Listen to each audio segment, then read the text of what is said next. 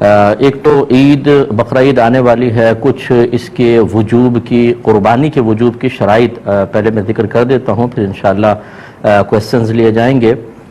دیکھیں قربانی کے جب 3 دن آتے ہیں تو ویسے تو فقہاء نے فرمایا کہ ان 3 دنوں میں ہر عاقل بالغ مرد عورت اپنے اندر قربانی کی شرائط کو تلاش کرے، لیکن بہتر یہ ہے کہ فرض کر لیں اگر آپ پہ قربانی واجب ہوتی تو آپ کب جانور خریدتے ہیں؟ جیسے مثلا آپ کو اندازہ ہو کہ 1 ہفتے پہلے لے آتے یا 3 دن پہلے لے آتے، تو بس اس وقت آپ اپنے اندر یہ شرائط تلاش کیجئے گا۔ گھر کے جس فرد میں یہ شرطیں جمع ہوں گی اس پر عید الاضحیٰ کی قربانی کرنا واجب ہوگا۔ ہمارے یہاں عمومی طور پہ یہ دیکھا ہی نہیں جاتا، بس ابا جان قربانی کر رہے ہیں وہی کرتے چلے جاتے ہیں۔ بعض اوقات گھر والوں کے اندر ایک راؤنڈ لگتا ہے کہ اس سال والد صاحب کی قربانی اگلے سال والد صاحب نہیں کریں گے، امی کی طرف سے ہوگی، پھر وہ نہیں کریں گے تو دادی جان کی طرف سے ہوگی۔ اسی طرح بعض لوگ کویسچنز کرتے ہیں کہ ہم پہلی مرتبہ قربانی کر رہے ہیں تو سنا ہے کہ نبی کریم صلی اللہ علیہ وسلم کی جانب سے پہلی قربانی کرنی چاہیے۔ اسی طرح بعض لوگ یہ سمجھتے ہیں کہ پہلے والدین کی طرف سے ہوگی پھر ہم قربانی کرنا شروع کریں گے۔ یہ سب خیالات ٹھیک نہیں ہیں۔ پہلی بات یاد رکھیے گا کہ جس میں قربانی کی شرائط ہیں اس پہ قربانی واجب ہے، اسے تو اپنی طرف سے کرنی ہی ہوگی۔ تو یہ ہو سکتا ہے کہ والدہ میں قربانی کی شرائط جمع ہو، والد میں نہیں، تو ان پہ قربانی واجب نہیں ہوگی، والدہ پر ہوگی۔ اور یہ بھی پاسبل ہے کہ والد صاحب کے پاس بھی شرائط جمع ہیں، والدہ، بھابھی، بھائی، بچے، بہنیں جو بالغ ہیں، ایک ایک گھر میں 10 قربانیاں واجب ہو رہی ہوتی ہیں لیکن پتہ ہی نہیں ہوتا۔ تو اس لیے جس پر قربانی واجب ہے اگر پہلی مرتبہ بھی ہے تو اسے واجب اپنی طرف سے کر کے ادا کرنا ہوگا۔ پھر یہ نہیں ہے کہ آپ نبی کریم صلی اللہ علیہ وسلم کی طرف سے کریں، کیونکہ رحمت کونین صلی اللہ علیہ وسلم کی طرف سے کریں گے تو وہ نفلی قربانی ہوگی، تو پھر آپ کا واجب تو رہ جائے گا، آپ گناہ گار ہوں گے۔ ہاں اگر کوئی ایسا شخص جذبہ رکھتا ہے تو 2 جانور لے کر آئے یا 2 گائے کے حصے لے، ایک حصہ نبی کریم صلی اللہ علیہ وسلم کے نام پر اور ایک اپنی طرف منسوب کر کے کرے۔ لیکن بہرحال جس میں قربانی کی شرائط جمع ہیں اس پہ قربانی واجب ہے۔ اب وہ شرائط کیا ہیں؟ نمبر 1 مسلمان ہونا، کافر پر نہیں ہوتی، عاقل اور بالغ ہونا، پاگل، مجنون اور نابالغ بچے پہ قربانی واجب نہیں ہے۔ تیسرا مقیم ہونا، یعنی انسان مسافر نہ ہو۔ مسافر سے مراد جو شرعی مسافت ہوتی ہے کہ آپ شہر کی حدود سے باہر نکل گئے اور کم از کم 92 کلومیٹرز دور جانے کا ارادہ ہے۔ جیسے شہر کی حدود سے نکلیں گے مسافر ہیں، پھر اس وقت تک آپ مسافر رہیں گے جب تک آپ کسی اور شہر میں جا کر کم از کم 15 دن قیام کی نیت نہ کر لیں، یا پھر وہ آپ کا وطن اصلی ہو۔ وطن اصلی کہتے ہیں جیسے مثال کے طور پہ جہاں پر آپ پیدا ہوئے اور آپ کا آبائی گھر اب بھی وہاں موجود ہے، ماں باپ ہیں یا آبائی گھر موجود ہے کم از کم، وہ آپ کا وطن اصلی ہے۔ جیسے آپ کراچی میں کام کے لیے آئے اور پھر 2 دن کے لیے اپنے وطن اصلی میں چلے گئے قربانی کے ایام میں، تو وہ تو پھر آپ کا وطن اصلی ہے، جیسے آپ پہنچیں گے مقیم ہو جائیں گے۔ اور اسی طریقے سے اگر آپ نے کسی اور جگہ رہائش اختیار کر لی اور وہاں سے نکلنے کا ارادہ نہیں ہے کہ اب میں مستقل یہاں رہوں گا، وہ وطن اصلی ہوتا ہے۔ اور تیسرا کہیں پر آپ نے شادی کی ہو اور آپ کی زوجہ وہاں پر ہوتی ہوں، موجود ہیں، تو پھر آپ جیسے دوسرے سٹی میں چلے گئے، جیسے ہی اپنے اس شہر میں آئیں گے جہاں آپ نے شادی کی ہے اور زوجہ بھی ادھر ہونی چاہیے اس شہر میں، تو آپ مقیم خود بخود ہو جائیں گے، چاہے 2 دن کے لیے گئے ہوں۔ لیکن اس کے علاوہ اگر کوئی ہے ان تینوں چیزوں کے علاوہ تو کم از کم 15 دن کی نیت کریں گے تو مقیم ہوں گے، ورنہ مسافر رہیں گے۔ تو مسافر پہ قربانی واجب نہیں ہوتی ہے، مقیم پر واجب ہوتی ہے۔ اور چوتھا یہ اچھی طرح ذہن میں رکھیے گا کہ قربانی کے 3 دنوں میں اگر آپ کے پاس اتنا مال ہے کہ جس کی مالیت 52.5 تولہ چاندی تک پہنچ جائے اور وہ آپ کی ضرورت سے یا حاجت اصلیہ سے زائد بھی ہو، تو آپ پہ قربانی واجب ہوگی، یعنی یہ قربانی کا نصاب ہے۔ بس اتنا اگر اماؤنٹ آپ کے پاس ہے اور آپ کی ضروریات زندگی سے زائد ہونا چاہیے۔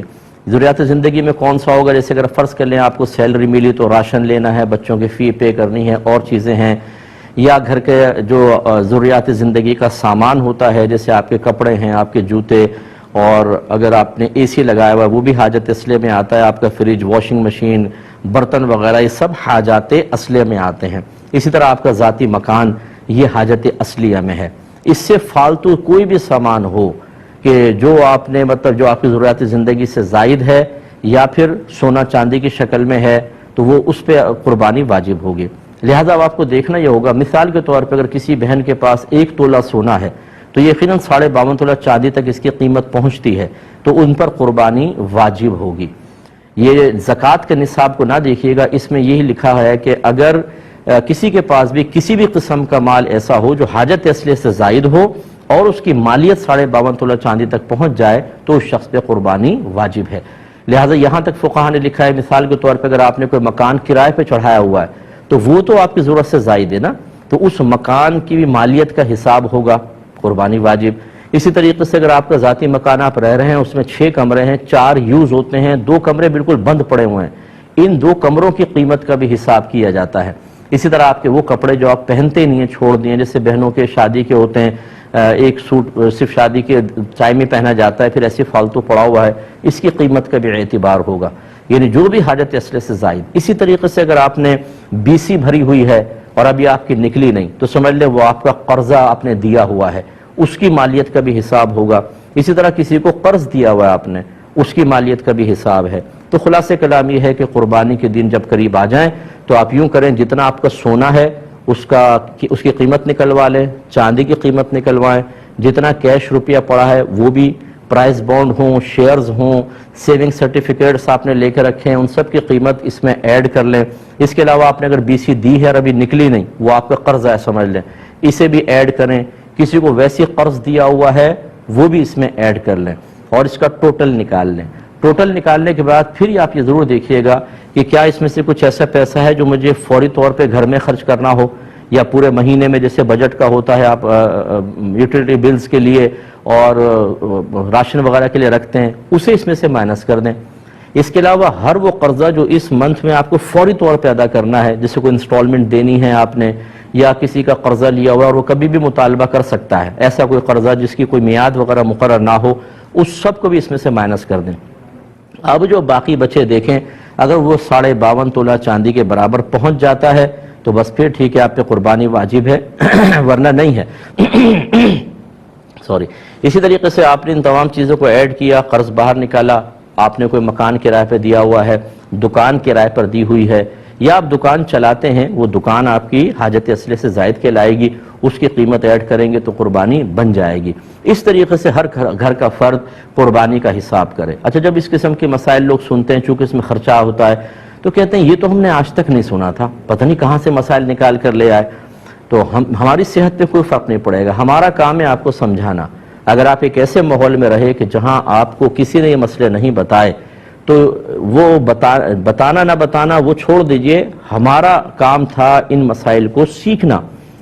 اگر ہم ایسے ماحول میں تھے کہ جہاں کوئی بتانے والا نہیں تھا، یا ہم نے علماء سے کوئی کانٹیکٹ ہی نہیں رکھا، یا ہم کوئی دینی پروگرام ہی نہیں دیکھتے ہیں، ہمارا موبائل ریموٹ کنٹرول ہاتھ میں ہوتا ہے، ہر قسم کا سپورٹس کا چینل، فلم کا چینل، دیگر چینل چلتے ہیں، لیکن جب دینی چینل آتے ہیں تو ہم ان پروگرامز کو نہیں دیکھتے، تو اس میں کسی کا قصور نہیں۔ یہ وہ مسائل ہیں جن کا سیکھنا ہر عاقل بالغ مسلمان مرد و عورت پر لازم قرار دیا گیا ہے۔ اگر آپ نہیں سیکھیں گے اور لا علمی کی وجہ سے کوئی ایسی کوتاہی ہوئی ہے تو آپ قابل گرفت ہیں، بروز قیامت اللہ کی بارگاہ میں حساب دینا ہوگا۔ تو مجھے تو ایسے لوگ ملے ہیں کہ جب اس قسم کے آپ نے مسائل بیان کیے تو سر پکڑ کے بیٹھ گئے کہ مفتی صاحب ہم پہ تو اس کا مطلب ہے 20 سال سے قربانی بن رہی تھی، ہمیں تو پتہ ہی نہیں تھا۔ تو بھئی نہیں پتہ تھا تو کریں۔